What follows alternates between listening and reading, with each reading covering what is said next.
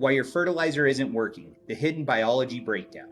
Let me guess, you've added more fertilizer, changed brands, maybe even upped your irrigation, but the results haven't changed much, have they? The truth is, it's not the fertilizer that's broken, it's the biology beneath it. Today, we're going to uncover what's really happening when your soil stops responding and how to fix it without throwing more money at inputs. When soil biology fails, everything above it suffers. Compaction, salt stress, nutrient lockout, these aren't random problems. They are signs that your biological engine has stalled.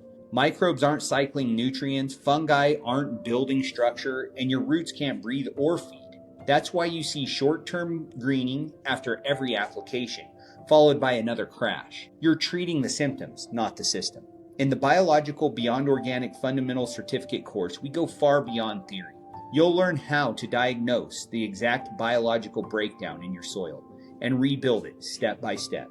You'll discover the tools that activate microbes, restore structure, and create a living system that feeds itself. If you're ready to stop chasing quick fixes and start restoring real function, the full course is your roadmap. Because when you restore biology, you restore growth, resilience, and profitability. Start the journey and rebuild from the roots up.